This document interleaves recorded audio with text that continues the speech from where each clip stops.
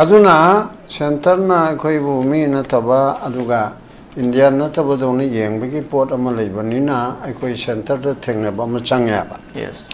center da thengna ga dori bisi da chap mana bani center ke mayok ta ko ne thengna ga dori bise sarkar paidana chumne ge MLA ni BJP ki center da rule tori ba double engine ki party ki MLA ni haina sum panglei leiba kalimta chu to ya da ba maron chu thok pa chu ya da ba asina center da takshin gada baga sarkar amoy na lehlabadi adigi position du da center da thengna baga sarkar du phatreng khalchi asi chu ko na mu yengmam changya ba hauji lai ba step chen center da karim ta hairo ya ba karim ta hairo ya ba ngammo ya ba center na chu taro ya ba chumai na prop chimine ko adu dai ko ki problem se solve to wada ba se politician na chu tawdra ba sarkar ma sem dana ma duna khara hayan ga da chu hayan dra ba adigi center na chu tawidra ba adu di kari tare center di sok tok to ro ya ba center na tawda ba do phatki dra ba son ga ba ai khoi gi lari haita ba MLA sing sina moina natla di ya de na ai lari ba na ba ke chor lari ai bo hong ba chaw lari ai ba duna Mila amada wangang mada koba ko da phajai he haibedu khaktani aduga leipak pumba di sarkar na ma harise maji yaning de na note to da point du di oi de aba aduna hojiki hairi ba mana sarkar semni khone na aina lobudi na ba suna lobudu khatan gan kuki yaw ke sem doi ni kuki yaw na kame sem doi ai bhap ta de kuki du kal mai halang na ko ithong na te home minister manu besapi bala the mara kalino karne to rongani lambi chatpa khotpa du yarga de moshi yauni haiba ma leibani na khono kuki yauro eno ubya de ba naga yauro pangal yauro eno ubya de ba sarkar pairi ba BJP gi manung da manipur thugai ba pamba mantri yaune MLA tare lege ba do tan thok te ba action nam ta lo de ba aduna sarkar se ma se eko de yauja roi haraga amisana Narendra Modi ni yagadro adu di phagi tare na hai kana gomna mo yaw majority bu order de ai adu hai ning de choice ne yaw gadam ni them gera hai gera tantoken to gebra adu de gi angak phangna ki hen gera ed pangeni hai gera pramanu mani BJP gi di adu yam hai ba no sagar sam yaw de adu to ne nang he tok pa dana ed yam lai rim ne ba them bara ki hen bara namdana tawraga sarkar se kuki gi mantri ani Nagagi mantri ani hanali bamong se adagi ruling da pangal yauraga dei mai chwa mani piga dan yaudabni na yaudre adu tawraga tei mayam si tawraga semgadam na adugi port ado laidana aikoina sarkar sirma yaudrabdi ma yaurabdi mana mantri oirabdi mana oidradi aikoi gi thongna te ba moina mantri talani thoi chief minister na luchingba asi semgadabani aduga Noina chomnegi MLA oibeda noina kol hange kalim ngamjadre haidai do mantri oirabanina adagi tongan ma committee gi chairman oirabanina adu oirabanina center ta takse lo haibisi mayamna pressure pi bida nungai ne bako koi MLA singse jingtho aga mantri singse jingtho aga center da chalo haina ko ta taruk ti yang mai na phana phataba sarkar mo oirabaso ta taruk ta di makhal lenga ne bako Hana yu gomna karimsa tawdre tawungamdre haragadi adu di nang chu to pura hanakti di solution tawro ena mayam hawraga tawye ba adu khatang tanjamadi thataruki tanjamadi anu wala kadu batom di heri moi manu dige dum tabne ko agona apanba yamna haiba singba lali aichu haiba mapandigi mi lawraga tawwa yadabanina lairi westapsi gi manung dagi man semata ba aduda people na akoina warning hagadra akoi noi semgoda ripse noi machen thika munabagi pesa munabagi oina nate ko hoji chayani makai soraba asida center na so kalim to bidra basida noi handak oiba noi na center da thanaraga thataru ki manunda puna magse solve to ngamdrabdi noi na sakta so Nepal type to oi haning halibro ai to ba pamai wanate ko sikhangane mo jo mi ne ba ko hon pangchai chai bi wani handak koina paring sida mong taba mo hoi moi gi 파티기 보트기 고동차발 로우도 로우자로 아주 다칼리티 매암고 이번에 또 IDP 신지 한절 하는나 봐 세큐리티 IDP 제가 매 한절 하는 거데 그저 저랑나 동강제이네 IDP 한절 하는나 버기다 먹다 마이케이 가야되기 तौरगा मदुगी negotiate तौनना सेमगनी अखोगे security की arrangement करमाई तौगनी चुचानपुर security क्या थमगनी मोरेद क्या थमगनी मैतई लेब यानना कांगपोपीद क्या थमगनी वायरेज सोमदा तंपाक्ता हानिगी कुकीचिंग लेबदा मैतईबदी क्या तौररोय हाइन तौरे अदिगी situation साइ करमना खबर नुंदांग वयंगेरा लम्बी चटपा यारेदे हायबको लम्बी चटपा हानिगी गुमना तौद्रे याम official मक्ति लौथोक्तरी करिनो खबर नु थेंगनमनि यारे हायरबनिना मोइना नहान वारम हाइगिबसि कोइगे कुकी चे सोइदनि यावगनि तौबदबो लम्बि चथोक चसिनसे याबदन तो ओरकांदा तौनि मोइ चाम अमा चनि मा इम्फाल द राजभवनदा लाकदोरिमनिनको जि एयरपोर्ट हंगलना चपदि यारेदनको मरमदि मैतैना आई मैतैना हाइबनते सिददी कुकी अमा लाकपदा कोइ कछु तौररोयाबा अदा सोमनसु मोइसु मोइगेदि खंगद्रे अदुगी फिबम लेबनिना फिबम से खरा फगलकपगी ओइना लेबनिना आई हाइसे सरकार सेमननिंगबा मदु हेक्ता इथावा याउदना अदुगी वानते हौजे लेरिबा फिबम से बेटरमेंट अमु ओइनानाबा प्रेसिडेंट रुना करिम तौबिदे हाने सरकार जुन करिम तौदे अदु पुनमकी एक्सपीरियंस तो कईगे सौंगदो खंगबनिना हंदक्ति नोंसामक नत्रबसु खैतंग मोंग ताबा पोट अम ओइरगा था तरुकी मनुंदा खो येंगनी अनौबा लाकादरिबा गवर्नमेंटदो पॉपुलर गवर्नमेंटदो फरगेरा फरोरे चाइना हानना खनग्रबनिना नो येंगनी था तरुकी मनुंदा करिंदो तौबा ngamद्रबजी नोसु गेट आउट हायदना मियामना तौगनेबा असिगी मरगसिदा अइना हाइरिबसे सेंटरना करिन तौबिरोयाबा तौबिरोइदबसिदा मा तौरकने खोइ सरकार सेमुना कदौनी हारगा सेंटरना कंचुस तौबिरोइदबरदि सरकार टु सेमन लेरगा माना तक्सिनगदबनेबा नोइ चलो मिनिस्टर फाइनेंस मिनिस्टर अदु मिनिस्टर चलो हायना मियाम हुप्तना लाकमा गमसिनदना तौरगा थबक तोहनगदबनेबा आइगे ओक्तबिसा हाइतबिसादो यारोय नत्रदि नंग लेम थारोय हाय मायामना हायरकदुइनेबा अदुगुम्बा प्रजागी पेननबा तौद्रदि मियोट मिनैदनो यावसलबदि हानना तौगिबने तौग्रे हनति यारोय हायबा मोंगसदा अखोय म्यामना फुटमिनाबा मा चंगेबा अदुगा हायसिनि जिके अमसु तौदा लेदो सरुकुदि खैतंगदि तौलरगा अखोय ma'am येंगेरगा ngaktana सेंदना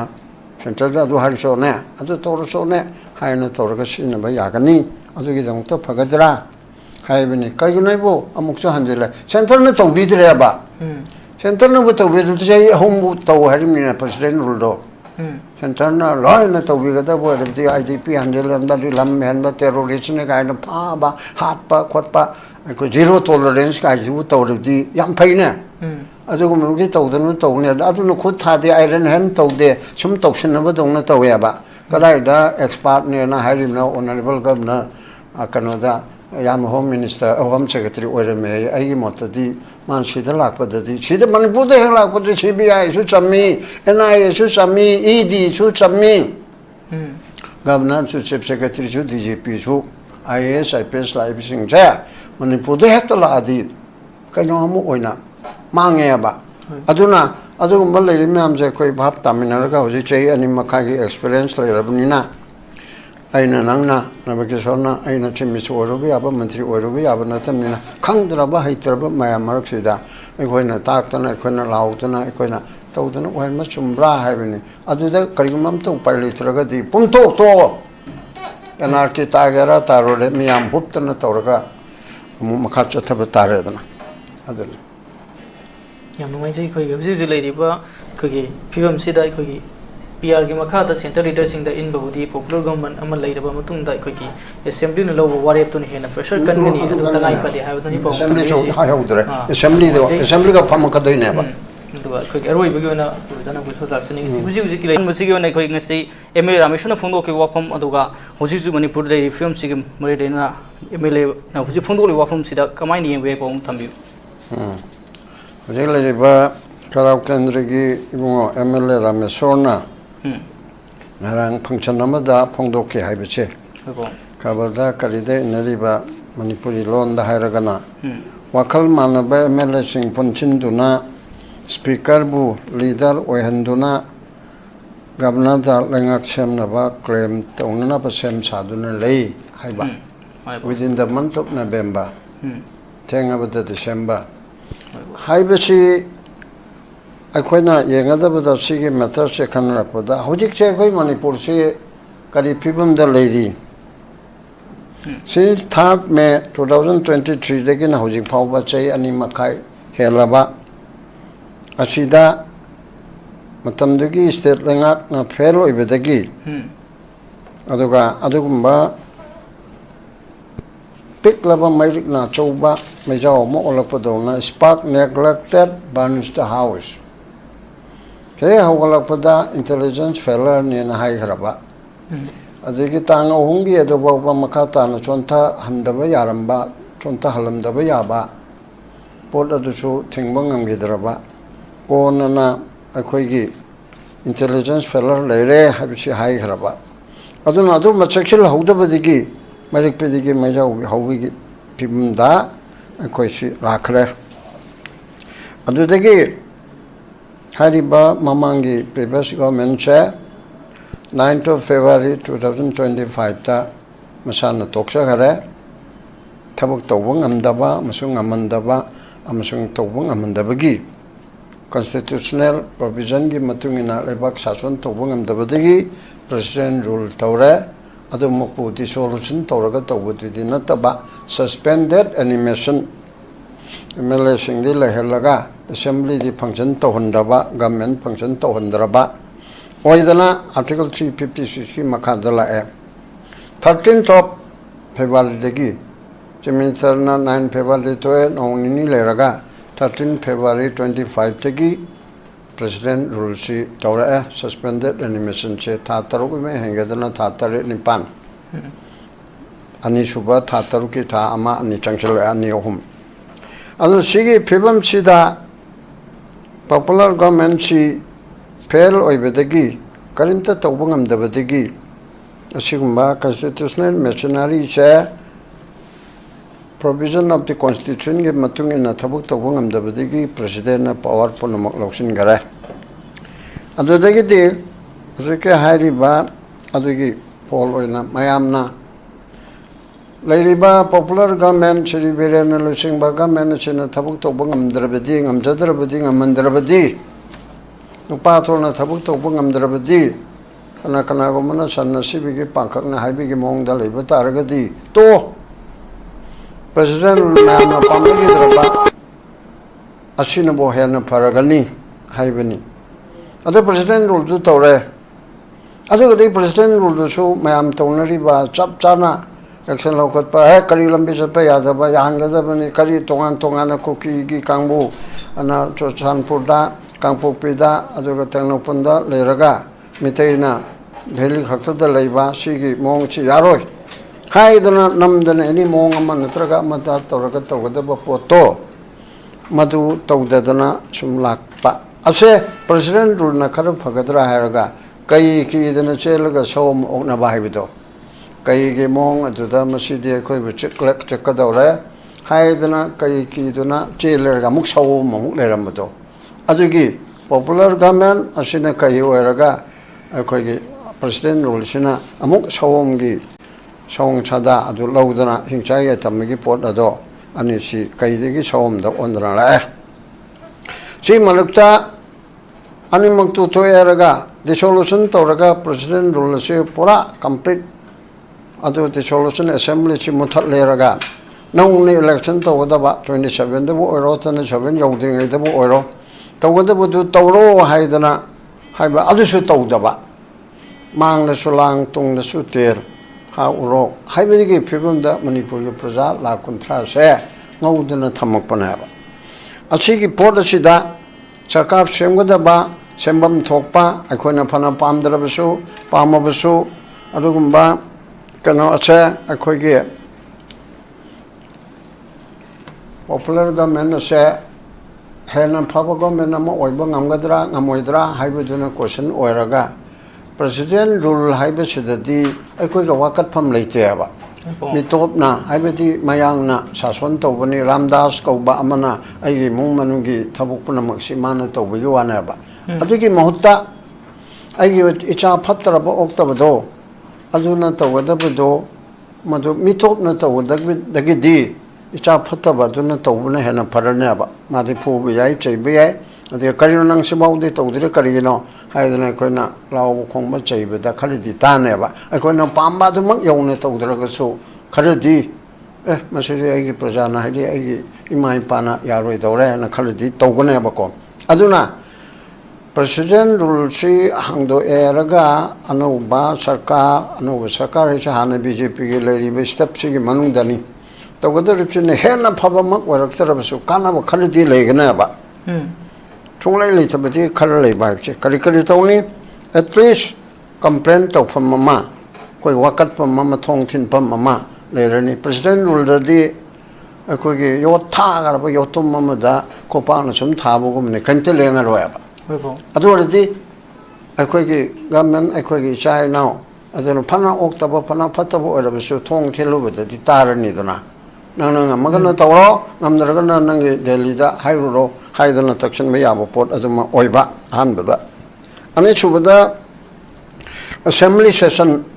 opposition ruling koi lak kuntra asi represent toriba roi na majati punam yauraba adugi migi assembly session se masi sang naina pamba yaba or at least among to orso anirak to orso hom to orso pamba yabagi khudong sabaduma lerani adu orabudi koi ge leriba praja mayamna pami basi foreign against debate taunadana adigi mayamsi motion pukatana calling attention chingba pukatana chingba mayamsi khananabigi prajagi grievance mayamse khananabigi khudong chaba ama phangi that means mayam ge wata pham ama oigena hariba aduna akoige hujike hariba sida mitop na sason to dagidi mitowedi mayam machana sason to dagidi aigi 파트라방 자이슈와 목조하래 이사이 나오도 아주다 마부 거리는 능 떨지 라래드는 저희들은 당드나 포드나 저희들은 પર마남니고 이몽도ប្រមាណ 떨어가 아두고 뭐기 떠부두나 가직 땅도 와라서 반에나 칼래봐 아두고 바 생무들이바 이사이 나오도나 사손 빨가 생무들이시 봄파 파르니 설거기 뭐 농아이보다 오나이 거의 농아이라니 하비가 왔는데 아두고 at least hana leramba popular government adudagi khaitang do orabisu hengalakpado madu choleli tabadi khal leibani di faidana maramdi president rule si lochalaga fresh election torani kholani aduna budi hena phayaba ko adusu center na ekhogi manipur ge politician singna manipur ge MLA singna pamadu kalimta tawbunga moidabanina center na adum namdana tawdaba pot ama oibanina adusu ekhoina ngaiba chumdraba aduna hojiki oina gamenam semo koina yam toina haiduna lakreba president rule se hanagi government na tawngam dadi president rule na phagadra na haraga sisu champut kum ora me chara ngaptang kanwa chara kanu to baibido aduna sisu mopung phana tawngam daba oirabanina tawngingdrabanina ekoigi leiriba sida noi maruktagi tawgadabanina congress semba yabanate atopana semba yabanate BJP na usingba BJP gi sarkar ama legadabanina hoi tawgaraga tawro sinaba sarkar semba tabde chemo noina dum tawdana delhi de chalaga prime minister amasung home minister unaba chaleraga chawgidar ama unaraga lakpaido kananom na haibdo khoge adumba kanado govinda natraga ani laido unani korumuni ana chalaga aduna tabada thongsangba mido unaraga hali edana kana gumna praman toripse prime minister home minister ge attempt toraga nangi sambit parta unaraga adi kari general secretary santos adu unaraga laeba prime minister ge level chalimni ko home minister ge level da natraga party president ge level da wa na chakreraga Pictruka ama unadana lakreba yamna mi oidaba koise bumhat halabanine manipur haiba kunai se Guinness Book of World Record yawba yabo oireba Bharat की प्रधानमंत्री बु भारत के लैंगाक की ख्वाइदिगी मकोक सिबु मणिपुर की लैंगाक मकोक से minister ना council of minister ना MLA Singh ना इंक्लूडिंग ऑपोजिशन याउना पुलप पसिना तोखायना नत्रगा पुन्ना उनजगे हाइबिस चाहिए अनि मखाइसिदा यागिद्रबने अब मसिदा सुम लेरिबने अब खोइसे अदुदगी यामन इकायनिङाय ओइबमना मणिपुरदा मयाम छना लाउबदगी इकाय खांदगी Kumbhakarna ngakta mikap thorokpa dumaina Hanuman मिकप थोन बदुमायन तौदे ngakta फालोन September 13 da laame adusu karimta hairamdre lai soidanaba aduda former chief minister adigi minister sing aduga mla sing ruling opposition gi to ruling gi adigi ruling party gi president secretary kana umamta unaramdaba adugi appointment pidaba aduga hairiba Manipur की हाने के minister अमसुंग council minister लेरिबा मयाम चिना उनगे हाइदना try तौबगे वापम सु लेतबा से for example Kamalam पाक्ता कनोदा कांगलादा मिफम तोरे prime minister की मयाम ममांग the फम्मे असिदा मनाता चंगचलगा मा ओपोयना ए नंग चिमिचो वरमबा नत्र कैबिनेट वरमबा नत्र एमएलए नु चंग यादे ने कनान थिंग दैनो प्लेटफॉर्म रखा खलगा लई परेंगमा तोरगा सा हाइदना मणिपुर लाक्पसे नुंगाइरे न वेलकम तौबदा कनान थिंग दैनोबा अदु माउबो तौबो ngамजद्रेबा हाइदि प्राइम मिनिस्टर न कनाम का हलकनो हाइबरा यामना मोंग ताद्रेने कोइगे से कोइगे कोनाइ से पोनो लोइरबनिने कोइगे कोनाइ सिमु मोंग तादबो पोट असि लेरेबा मरम मदुना अदुगुम्बा मोंग तादना लेरबा कोनाइ म ओइरबा सिदा हमदे मयाम चना हाइबसे सरकार सेमगेरगन सेमो नमद्रगन तो हायना हाइबसे उचिन चनंगरांग से इमुंगो रामेश्वर कैराउगी एमएलए ना स्पीकर से याउबा फंक्शन अमदा अखोय नवेम्बर थासिगी मनुंगदा सरकार सेमंद्रगदी स्पीकर बो अखोयगी लीडर खल्लगा सरकार सेमगे हाइदन स्टेक क्लेम तौरनी सिना सरकार सेमगे पोजीशन दी करी ले अने मयामदा हाइपतंग निंगसिंग जबदा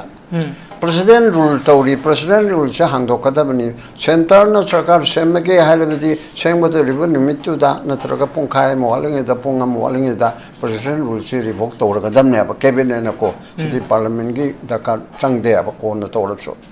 अदुना सेंटर न सेमो होम चावबन न चिमि चोयदन वासो हायें वासो तारदी हरगा ngasiगी नुंगालमदाइदगी यार चिलौथो रिवोक तौरे अना हाइगदोरिमनाबा अदुना मयाम कनागुमन दिंगने सरकार सेमने जो प्रेसिडेंट रूल लेरिंग द सेम याब्रन अदु नते सरकार सेमगे जे प्रेसिडेंट रूल दु रिवोक तौदोरिम अन with the knowledge of the centre हदि लेरिबसिदी सेंटर न सेमो हाइदना लीडर का खंदना खोतना तौरबोदी स्टेट क्लेम तौगदब निमित्तुदा और नौम वालिंगदा प्रेसिडेंट रूल सेलोक्थो हाइदोरिमना अदो हाइरिबा पोट अदुदा Article 164 of the Constitution of India asigi wanda governor na chief minister appoint tawbangami mana khangani haibani maduna chomnegi chawrakpa constitution gi ni karamna khangani haibedi manungda muk lere haibe MLA karibu humpusigi majority oiba party natraga amatana oidraga na parties mayam adugi apun badana kuntra dagi amai helaba majority oiraba madugi leader do hongba chawbani haidana governor अतः NPP अदुगे NPA अदुगा JDU लेरिबो मयामसी खला पुनछलगा मोइको कुंतरु कुंबना support Tawi हाइन ताय अदुगा अतोपा खोदि free discussion निको अतोपदा हानिगे former chief minister दा मंगा तरुक अमा support Tawi हाइन ताय अदुगा मरि मंगा कुंबा मा न्यूट्रल दा आदे मसा मसा मक्सु चीफ मिनिस्टर ओइनिंगबा मी लेरसु लेत्रसु अदुगा आइदर साइड यावबन तबा amana tawdabdi pulap changi dawuni adugum bagi amaga lei haidana tai tabani ko siga ai si subject to correction aina khangbana te mokoi gi taunari ba khonari ba singsida hairi ba pot adugi matungina adul budi hojikisda ramesona hairi ba sida be sobanina mana sida November gi manungda center na tawbira o haibani tawraktaragati November hek loibada umbara ma haise November थासे government सेमद्रबदी हाइबा speaker बु क leader खले हाइदना ꯃꯣꯏꯁꯤꯅ ꯈꯔ ꯆꯥꯎꯕ force ꯑꯃ ꯃꯥ ꯍꯥꯏꯕꯒꯤ ꯃꯇꯨꯡ ꯏꯟꯅ ꯇꯧꯔꯒ ꯒꯕꯔꯅꯔꯗ ꯆꯠꯂꯒ 164(1)ꯁꯤꯗ ꯁꯥꯔ ꯑꯩꯈꯣꯏ ꯂꯩꯔꯤꯕ BJPꯒꯤ ꯑꯃꯁꯨꯡ ꯃꯁꯤꯕꯨ ꯁꯧꯒꯠꯂꯤꯕ ꯃꯌꯥꯝꯁꯤ ꯄꯨꯜꯂꯒ ꯑꯩꯈꯣꯏ 13ꯁꯦ ꯑꯁꯤ ꯂꯩꯔꯦ ꯑꯗꯨꯅ ꯁꯔꯀꯥꯔ ꯁꯦꯝꯖꯒꯦ ꯍꯥꯏꯕ ꯃꯔꯤ ꯂꯩꯅꯕ ꯗꯔꯀꯥꯔ ꯂꯩꯕꯗ ꯁꯦꯟꯇ꯭ꯔꯦꯜ ꯒꯣꯚꯔꯟꯃꯦꯟꯠꯀꯤ ꯀꯩꯅꯣꯗꯣ ꯂꯧꯕꯤꯔꯣ ꯍꯥꯏꯔꯒ ꯇꯧꯕ ꯑꯗꯨꯒ ꯑꯗꯨꯗ ꯒꯕꯔꯅꯔꯅ ꯁꯦꯝꯃꯨ ꯍꯥꯏꯕꯗꯤ ꯉꯝꯃꯣꯏ ꯀꯔꯤꯒꯤꯅꯣꯗ ꯄ꯭ꯔꯦꯁꯤꯗꯦꯟ ꯔꯨꯜꯗꯤ ꯂꯧꯊꯣꯛꯇ꯭ꯔꯤꯕꯅꯤꯅ ꯑꯩꯅ ꯈꯟꯕꯗ ꯑꯩ ꯏꯁꯟꯗ ꯑꯩꯅ ꯁꯥꯒꯠꯆꯕꯅꯤ ꯒꯕꯔꯅꯔꯅ ꯐꯔꯦ ꯅꯣꯏꯅ ꯍꯥꯏꯔꯤꯕꯗꯣ ꯑꯩ ꯍꯌꯦꯡꯃ ꯍꯣꯔꯦꯟꯃꯛ ꯁꯦꯝꯃꯨ ꯍꯥꯏꯕ ꯉꯝꯗꯦ ꯑꯩ ꯁꯦꯟꯇꯔꯗ ꯔꯤꯐꯔ ꯇꯧꯒꯦ ꯍꯥꯏꯔꯒ ꯑꯃꯤꯠ ꯁꯥꯍꯗ ꯇꯧꯔꯒ ꯁꯥꯔ ꯁꯨꯃꯥꯏꯅ ꯇꯧꯅ ꯃꯣꯏ ꯀ꯭ꯂꯦꯝ ꯇꯧꯔꯦ ꯀꯃꯥꯏꯅ ꯇꯧꯕ ꯈꯣꯠꯄ ꯍꯥꯏꯔꯒ ꯌꯥꯔꯣꯏ ꯍꯥꯏꯔꯒꯅ ꯑꯗꯨꯝ ꯇꯣꯛꯑꯦ ꯑꯗꯨꯒ ꯌꯦꯁ ꯇꯧꯔꯅꯤ 5-10 ꯉꯥꯏꯔꯒ ꯑꯩ ꯇꯧꯔꯅꯤ ꯑꯩꯈꯣꯏ ꯍꯥꯏꯔꯛꯀꯦ ꯈꯣꯠꯂꯛꯀꯦ ꯍꯥꯏꯕꯗꯨ ꯇꯧꯔꯒ ꯁꯦꯝꯒꯗꯕꯅꯦꯕ ꯑꯗꯨꯅ ꯑꯍꯥꯟꯕ ꯔꯥꯎꯟꯁꯤꯗ ꯑꯩꯅ ꯂꯣꯏꯁꯤꯜꯂꯛꯄꯗ ꯍꯥꯏꯅꯤꯡꯉꯤꯕꯁꯦ ꯑꯗꯨꯒꯨꯝꯕ ꯁꯦꯝꯃꯛꯀꯗꯧꯔꯤꯕ ꯁꯔꯀꯥꯔ ꯑꯗꯨꯅ ꯍꯦꯛꯇ ꯄꯨꯝꯅꯃꯛ ꯑꯁꯤ ꯅꯨꯡꯉꯥꯏꯍꯜꯂꯅꯤ ꯍꯥꯏꯕꯗꯤ ꯅꯠꯇꯦꯕꯀꯣ ꯖꯦꯅꯔꯦꯜꯂꯤ ꯍꯧꯖꯤꯛ ꯇꯧꯗꯧꯔꯤꯕꯁꯦ ꯀꯩꯒꯤꯅ ꯌꯨꯝꯕꯤ ꯑꯣꯏꯕꯅꯦꯕ ꯍꯧꯖꯤꯛꯃꯛꯇꯤ ꯆꯞ ꯆꯥꯕ ꯐ꯭ꯔꯦꯁ ꯇꯧꯔꯒ ꯎ ꯈꯟꯒꯗꯕ ꯌꯣꯠ ꯈꯟꯒꯗꯕ ꯃꯔꯤ ꯂꯩꯕ ꯈꯟꯒꯗꯕ ꯄꯣꯠꯇꯨꯅ ꯈꯔ ꯋꯥꯠꯂꯤꯕꯅꯤꯅ ꯍꯧꯖꯤꯛ ꯂꯩꯔꯤꯕ ꯁ꯭ꯇꯦꯞꯁꯤꯒꯤ ꯃꯅꯨꯡꯗ ꯈꯟꯕ ꯇꯥꯔꯒꯗꯤ ꯍꯥꯟꯅꯗꯒꯤꯗꯤ ꯈꯤꯇꯪ ꯐꯕ ꯑꯗꯨꯒꯤ ꯃꯑꯣꯡ ꯑꯃꯗ ꯐꯣꯔ ꯗ ꯇꯥꯏꯝ ꯕꯤꯡ ꯆꯍꯤ ꯑꯃꯒ ꯊꯥ 3-4ꯒꯨꯝꯕꯇ ꯉꯥꯏꯔꯦꯗꯅ ꯁꯤ ꯌꯦꯡꯊꯣꯛꯑꯦ ꯍꯥꯏꯔꯒ ꯃꯣꯏꯅ ꯐꯅꯌꯥꯝ ꯐꯕ ꯊꯕꯛꯇꯨ ꯇꯧꯔꯕꯗꯤ ꯀꯥꯖꯁꯅꯨ ꯀꯩꯗꯧꯒꯦ BJP ꯍꯥꯏꯕ ꯂꯩꯇꯦ ꯀꯣꯡꯒ꯭ꯔꯦꯁ ꯍꯥꯏꯕ ꯂꯩꯇꯦ ꯔꯤꯖꯅꯦꯜ ꯍꯥꯏꯕ ꯂꯩꯇꯦ ꯑꯐꯕꯕꯨ ꯇꯧꯔꯗꯤ ꯃꯌꯥꯝꯅꯕꯨ ꯌꯥꯔꯕꯗꯤ ꯁꯦꯟꯅ ꯂꯩꯕ ꯅꯠꯇꯕ ꯃꯌꯥꯝꯅꯕꯨ ꯌꯥꯔꯗꯤ ꯑꯃꯨꯛ ꯍꯟꯖꯁꯅꯨ ꯑꯗꯨ ꯐꯠꯇ꯭ꯔꯕꯗꯤ ꯑꯗꯨꯝ ꯃꯥꯡꯕꯒꯤ ꯃꯥꯡꯖꯕ ꯑꯗꯨꯝ ꯑꯅꯧꯕ ꯃꯑꯣꯡ ꯇꯥꯕꯗꯨ ꯈꯟꯕ ꯇꯥꯔꯦꯗꯅ ꯑꯗꯨꯅ ꯌꯦꯡꯕ ꯐꯥꯎꯕꯗꯤ ꯐꯩ ꯃꯇꯝ ꯈꯔ ꯑꯩꯈꯣꯏꯒꯤ ꯁꯤꯗ ꯃꯤꯇꯣꯞꯅ ꯑꯩ ꯉꯁꯥꯏ ꯍꯥꯏꯔꯤꯗꯣ ꯔꯥꯝꯗꯥꯁꯅ ꯑꯩꯒꯤ ꯏꯃꯨꯡ ꯃꯅꯨꯡ ꯁꯦꯕꯥ ꯇꯧꯅ ꯂꯩꯕꯗ ꯁꯔꯨꯛꯄꯗ ꯑꯩꯒꯤ ꯐꯠꯈꯤꯗ꯭ꯔꯕ ꯏꯆꯥꯗꯣ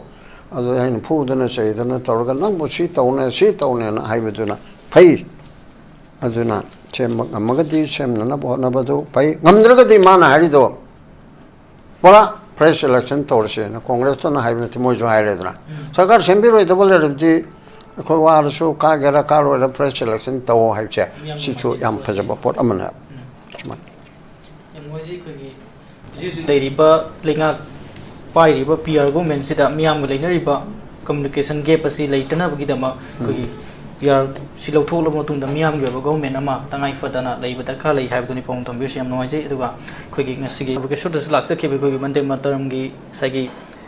ꯁꯛꯄ ꯍꯧꯈꯤꯕꯒꯤ 150 ꯁꯨꯕ ꯊꯧꯔꯝ ꯄꯥꯡꯊꯣꯛꯄꯒꯤ ꯊꯧꯔꯝꯗ ꯑꯩꯈꯣꯏꯒꯤ ꯄꯥꯎꯃꯤꯁꯤꯡꯅ ꯍꯪꯕ ꯍꯥꯏꯕ ꯇꯥꯔꯦ ꯑꯩꯈꯣꯏꯒꯤ ꯑꯦꯟ ꯕꯤꯔꯦꯟ ꯁꯤꯡꯗ ꯍꯪꯕ ꯃꯇꯝꯗ ꯑꯩꯈꯣꯏꯒꯤ ꯔꯥꯃꯦꯁ꯭ꯋꯔꯅ ꯐꯣꯡꯗꯣꯛꯂꯤꯕ ꯋꯥꯐꯝ ꯑꯁꯤꯗ ꯀꯗꯥꯏ ꯐꯥꯎꯕ ꯁꯩꯇꯕꯔꯇ ꯑꯁꯤ ꯃꯈꯣꯏ ꯃꯌꯥꯝ ꯌꯥꯅꯕ꯭ꯔꯥ ꯍꯪꯕ ꯃꯇꯝꯗ ꯃꯁꯤꯗꯤ ꯄꯥꯔꯁꯣꯅꯦꯜ ꯑꯣꯄꯤꯅꯤꯌꯟꯅꯤ ꯃꯁꯤꯗ ꯑꯩꯕꯨ ꯀꯃꯦꯟ ꯄꯤꯍꯟꯕꯤꯒꯅꯨ ꯁꯤꯗꯤ ꯑꯩꯈꯣꯏꯒꯤ ꯃꯁꯥꯒꯤ ꯄꯥꯔꯁꯣꯅꯦꯜ ꯑꯣꯄꯤꯅꯤꯌꯟ ꯍꯥꯏꯕ ꯑꯗꯨꯒ ꯃꯍꯥꯛꯅ ꯑꯃꯨꯛꯁꯨ ꯑꯩꯈꯣꯏꯒꯤ BJPꯒꯤ MLAꯁꯤꯡ ꯄꯨꯟꯁꯤꯟꯅꯔꯦ ꯂꯩꯉꯥꯛ ꯁꯦꯝꯕꯗ ꯑꯃꯠꯇ ꯌꯥꯅꯕꯒꯤ ꯐꯤꯕꯝꯗ ꯂꯩꯔꯦ ꯍꯥꯏꯕ ꯑꯗꯨꯕꯨ ꯉꯁꯥꯏꯒꯤ ꯂꯤꯗꯔꯒꯤ ꯃꯇꯥꯡꯗꯗꯤ ꯀꯃꯦꯟ ꯇꯧꯅꯤꯡꯗꯕ ꯃꯁꯤꯅ ꯐꯣꯡꯗꯣꯛꯂꯤꯕ ꯋꯥꯐꯝꯁꯤ ꯑꯩꯈꯣꯏ ꯃꯈꯣꯏꯒꯤ ꯃꯔꯛꯇ ꯂꯤꯗꯔꯁꯤꯞꯀꯤ ꯀ꯭ꯔꯥꯏꯁꯤꯁ ꯑꯗꯨꯃꯛ ꯂꯩꯔꯤ ꯍꯥꯏꯕꯗꯨꯅꯤ ꯃꯌꯥꯝꯅ ꯎꯅꯔꯤꯕꯁꯤ ꯑꯗꯨ ꯍꯧꯖꯤꯛꯀꯤ ꯐꯣꯔꯃꯔ CMꯅ ꯐꯣꯡꯗꯣꯛꯂꯤꯕ ꯋꯥꯐꯝ ꯑꯗꯨꯒ ꯃꯍꯥꯛꯅ ꯐꯣꯡꯗꯣꯛꯎ ꯌꯥꯈꯤꯗꯕ ꯄꯥꯎꯃꯤꯁꯤꯡꯅ ꯋꯥꯐꯝꯗ ꯐꯣꯡꯗꯣꯛꯎ ꯌꯥꯈꯤꯗꯕ ꯑꯗꯨ ꯃꯍꯥꯛꯅꯗꯤ ꯑꯩꯈꯣꯏꯒꯤ ꯑꯃꯠꯇ ꯑꯣꯏꯅ ꯄꯨꯟꯁꯤꯟꯅꯔꯦ ꯍꯥꯏꯕꯅꯆꯤꯡꯕ ꯋꯥꯐꯝꯗꯤ ꯊꯝꯂꯤ ꯍꯥꯏꯔꯤꯕ ꯋꯥꯐꯝꯁꯤ ꯀꯃꯥꯏꯅ ꯌꯦꯡꯕꯤꯕ ꯍꯧꯖꯤꯛ ꯉꯁꯥꯏ ꯍꯥꯏꯈꯤꯕꯗꯨꯅꯤ BJPꯒꯤ ꯇꯧꯔꯤꯕ ꯁ꯭ꯇꯥꯞ ꯃꯌꯥꯝ ꯍꯧꯖꯤꯛꯀꯤ ꯂꯦꯖꯤꯁꯂꯦꯆꯔ ꯑꯣꯏꯔꯤꯕꯁꯤꯡꯁꯦ ꯃꯑꯣꯡ ꯇꯥꯗꯕ ꯉꯥꯛꯇ ꯑꯣꯏꯈ꯭ꯔꯦꯕ ꯑꯗꯨꯗꯗꯤ ꯍꯟꯖꯤꯟ ꯍꯟꯖꯤꯟꯅ ꯍꯥꯏꯅꯔꯨꯕ ꯀꯥꯟꯅꯗ꯭ꯔꯦ ꯃꯤ ꯅꯠꯇ꯭ꯔꯦꯕ ꯇꯧꯔꯤꯕꯁꯤꯡꯁꯦ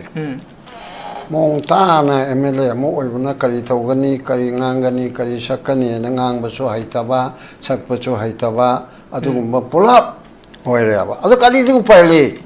ꯁꯤꯒꯤ ꯃꯅꯨꯡꯁꯤꯗ ꯑꯩꯈꯣꯏꯅ ꯇꯧꯒꯗꯕꯗ ꯑꯩꯈꯣꯏꯅ ꯀꯩ ꯊꯦꯡꯅꯔꯒ ꯀꯤꯗꯅ ꯆꯦꯜꯂꯒ ꯑꯃꯨꯛ ꯁꯑꯣꯝ ꯊꯦꯡꯅꯕ ꯍꯥꯏꯕꯗꯨꯅ ꯂꯩꯕꯁꯤꯗ ꯀꯩꯒ ꯁꯑꯣꯝꯒ ꯀꯅꯥꯅ ꯐꯩ ꯍꯥꯏꯕꯒꯤ ꯀꯣꯏꯁꯟꯗꯤ ꯅꯠꯇꯕ ꯑꯗꯨꯁꯨ ꯂꯥꯛꯀꯗꯣꯔꯤꯕꯅꯦꯕ ꯁꯦꯟꯇꯔꯅ ꯄ꯭ꯔꯦꯁꯤꯗꯦꯟ ꯔꯨꯜ ꯇꯧꯔꯒ ꯃꯅꯤꯄꯨꯔꯒꯤ ꯄ꯭ꯔꯣꯕ꯭ꯂꯦꯝ ꯁꯣꯜꯕ ꯇꯧꯕꯤꯔꯕꯗꯤ ꯇꯧꯕꯤꯒꯗꯧꯕ ꯑꯣꯏꯔꯕꯗꯤ 100ꯗ 200 ꯐꯩꯌꯦꯕ ꯃꯗꯨ ꯊꯥꯖꯗꯦꯕ ꯅꯝꯕꯔ 1 ꯁꯦꯟꯇꯔꯅ ꯗꯤꯁꯦꯝꯕꯔ ꯐꯥꯎꯒꯤ ꯃꯅꯨꯡꯗ ꯒꯕꯔꯅꯔꯒꯤ ꯈꯨꯠꯊꯥꯡꯗ IDPꯁꯤꯡꯁꯦ ꯃꯌꯨꯝꯗ ꯍꯟꯖꯤꯜꯍꯟꯒꯅꯤ ꯗꯦꯠ ꯃꯤꯟꯁ ꯆꯨꯔꯆꯥꯟꯄꯨꯔꯗꯒꯤ 3,500 ꯆꯨꯔꯆꯥꯟꯄꯨꯔꯗ ꯑꯗꯨꯒ ꯃꯣꯔꯦꯗ 3,000 ꯈꯔ ꯍꯦꯟꯕꯗꯨ ꯍꯟꯖꯤꯜꯍꯟꯕ ꯀꯥꯡꯄꯣꯛꯄꯤꯗ 2,000 ꯔꯣꯝꯗꯨ ꯍꯟꯖꯤꯜꯍꯟꯕ ꯑꯗꯨꯒ ꯑꯣꯟ ꯗ other way other hand 국기 맘 임판다 따름바 아리바 국기층도 아주 한질한바 하이거나 까리 떠오르게 봐 센터는 한질한게니 하이버치 mamang을 아토파 마판도 저 애나 하이그래 지금 밤마디 떠오래 아이 싱탕나비도 싱 톡포착기 나트라가 아이 짝 자네인데 짝 통나나 바싱 가르 나트라가 기아스 타베 창 레이드나 코든 싱이 떠오바 하래 마이 타가 끝없다 하이래 하이버도나 타복하러 떠오래 하이버니더나 IDP 마얌치 한지를 하느나 바 아마 각당 하요네 아마 각당 하이버지 저 장보다 용리싱 망아 떠룩 와라마니코 밀리싱 따르케 가노 이 강드레 그러면은 자가노 바탈레 ngaktani tombagi yomchina kalai bo oiba pora marbumi ohengarabani hongbagi yomchina karamba kalai no ondana khotana adagi aju tawba horabra yum sanana ba uwa natraga chek nong paiba horabra adigi adudana yaro security thammabra kaya no sadurise government amount kaire asi amat tawdana December bamunda hanjil hanjini hai center na aje kama hanjil handori oidu oiraro bako oiraro ba yum chanana ba cho chanpuda haudri moreda haudri kangpokpeda haudri on the other hand kuki singi chu impanda chanana bagi haudri kai honori ba jate ba akoi ke kansi se solve tauna ba honabana hanadar ka ni sarkar semba koina bage chona haiko phaje ba ichu ya ba crisis ti solve tawroi crisis te somle hen ngata bo oirabani Manipur bu atomi macha dona lauraga leiba India nataba dona inthokta thammabani na tawjarakani haibasima tawjara aroya ba adu warabdi aige debate che tawjara oida baleraba center na adum tawbai khoi ki phatke daraba icha nauna sason paibda adusu tawbu pharoi haraba kamai tawtare adu wardi akhoi Nepal ki mongdala ase hebro taba masana aina jon contractor harido Manipur sarkar na tawre phatre sarkar center na tawre phatre aduda aina he tatana haibedo jon 18 ki double jon contractor tawre sira aduna tanu parli taba adu tawre share su politician mayamchi tingthu aga tawdoriba adu rabudi kashi shi shop tawnana ba IDP gi mayumda hanna ba phatkidra ba step mayamche masina ngakhtang mangda thammeraga chason masa amtang maming ona tawraga du mayamna in mayam su leyeba ka tugi akoba ta dudi haibu bude honate center na chu tawro enam tawdra ba ado koina tawraga chu ngamro en leithoga di adu phagadra phatkidra ba china uduna amtang tawraga moi marumna koi mayamna indana kadai bobo chatpa yai yate haibse yadraga thugaya redana yadraga thataru ko mayinga semuga dedi thugayaraga adudi karino ogeda ba arajo oibo khotpa oin monga ma lakcharane bako adu so koina pamda ba wakan khaitang khanba chetijana moina BJP gi phatta ba BJP gi sason gi tawda ba mina tabagi wangang da ko chingang dana la I adubu President rule na mugena pabagi oibra da khatang babu phabalai te ba lambi jat pesi jo ekta center no honna dana na te ba koina pil thadana tawre ngochi manga tharan mu da ji khara chat pe yare khole na haire yana na babu de khara honna ram ba ya adu dege president rule na yum khunda laita hanna ba tawbana te ba president rule na lambi chat pe yan ba na te ba through court of law na haire padi tawda ya da na tawri imya ba adu re Center se mami to na mami pangan na ba to buse ai ko individual maya amna lao ba khong ba du ni ti kaim tar ro ba azuna phatke dara ba sing chi marti ki sarkar mulle laga mami de oyo oishanu ne madu de koi mam ni il laga na ta du pai li ta ba sarkar jo li ta ba president cha ta ba de ki so mayam chu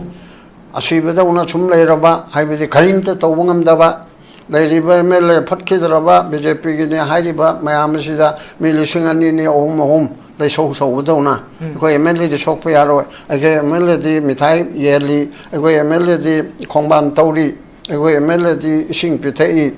azuna ko MLA sok pa yaro kwadi gi maro je ko gi praja sing sina ba phatkidra ba sason phatkidra ba miu chingche masibo ko ondana thammemni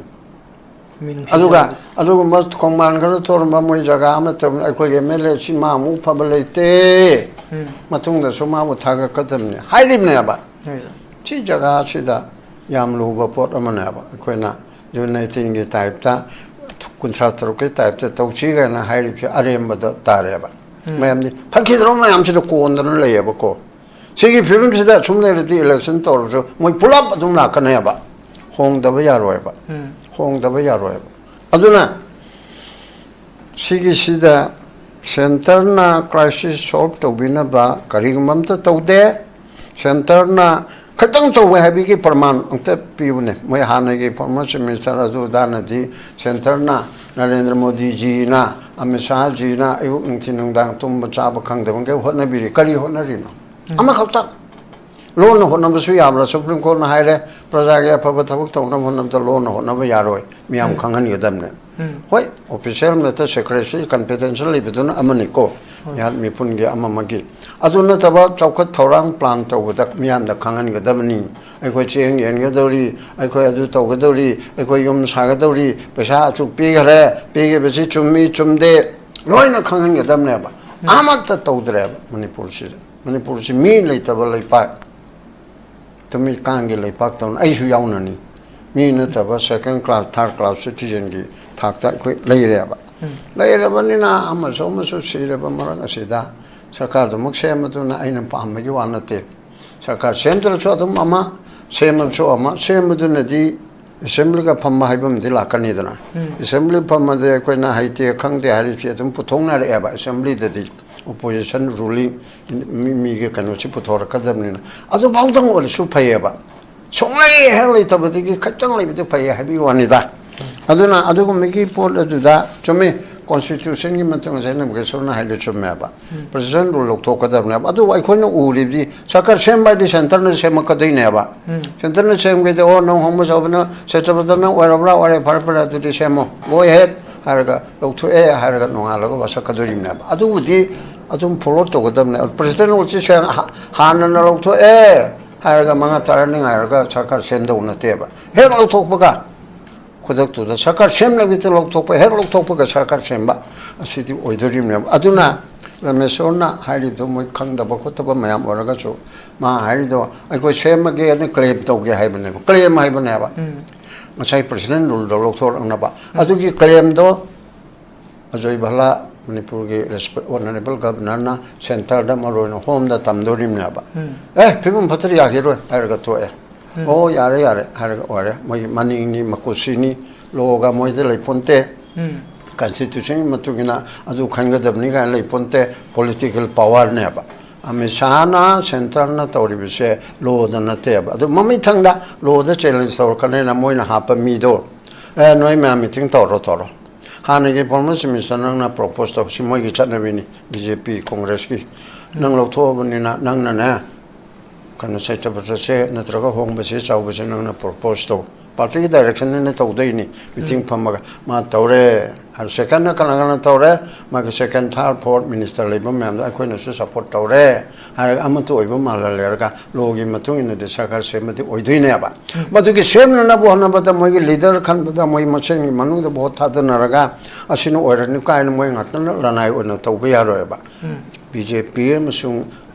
ꯀꯣꯡꯒ꯭ꯔꯦꯁꯁꯤꯗꯤ ꯅꯦꯁꯅꯦꯜꯒꯤ leadership union minister ꯑꯃ ꯅꯠꯇ꯭ꯔꯒ general secretary ꯑꯃ 2 3 observer ꯒꯥꯏꯗꯅ 3 4ꯗꯨ ꯊꯝꯃꯕ ꯀꯥꯟꯗ ꯃꯌꯥꯝꯗ ꯇꯨꯃꯤꯟꯅ face two face ꯎꯅꯔꯀꯥꯟꯗ ꯃꯥꯅ ꯃꯦꯖꯣꯔꯤꯇꯤꯗꯤ ꯇꯥꯏ ꯑꯗꯨꯁꯨ ꯃꯥ ꯑꯗꯨꯝ ꯑꯣꯏꯍꯜꯂꯁꯤ ꯀꯥ ꯍꯥꯏꯕꯁꯤ ꯇꯧꯔꯒ